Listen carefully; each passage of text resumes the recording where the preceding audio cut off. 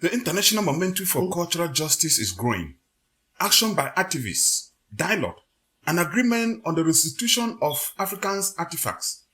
But the challenge remains, as some of the Europeans argue that Africans do not have good museums to store these artifacts. Museums have often resisted repatriating art, arguing that they can take better care of it. Returning the objects is possibly a good point. Entering into dialogue is the best thing that we can do. But who are we going to return the objects to? It's one of these things that looks like morally on its face. Give it back to who it belongs. Well, who does it belong to? And it hasn't been in that country for over 100 years. And, you know, look, France built the whole Musée Quai Branly to respect these objects, to preserve them, to show them. The King of Lebang from Cameroon, one of the African kings, whose palace was a home to hundreds of those artifacts that were looted by the Europeans, says the artifacts were not produced to be stored, but are to be used for different purposes. These artifacts were not created to be stored in museums in Europe. Our forefathers made these artifacts as tools. They are working tools. They are artifacts that we're using for cleansing purposes. They are artifacts that we use for fertility purposes. There are so many of them that we use for appeasement purposes. And now we don't have these artifacts to carry out all these activities that they have to be doing.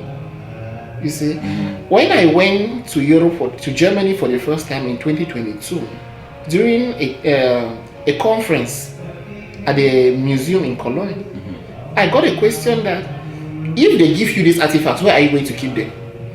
And I told the person that these things are not meant to be kept. They are meant to be used. So we'll take them back to their natural habitat for them to be used for the purpose for which they were created. So that is how important the artifacts are to us. They have roles that they have to be performing for us. And with their absence from our community, we have not been able to sufficiently carry out these responsibilities that they have to be doing. The king has traveled to Europe a couple of times and has held meetings with lawyers, activists, and the civil society, and has asked the people of his kingdom to engage in the process of the repatriation of those artifacts. I'll be very happy if at the end of today's convention, a very strong resolution is arrived at, calling on the Cameroon Interministerial Committee, the African Union, the United Nations to urgently assist us in our struggle for the return of our precious artifacts. Copies of such a restitution should be sent to the Ministry of Foreign Affairs of Germany, to the Netherlands, to France, to the Cameroon ambassador in Berlin, and to the Ministry of Arts and Culture.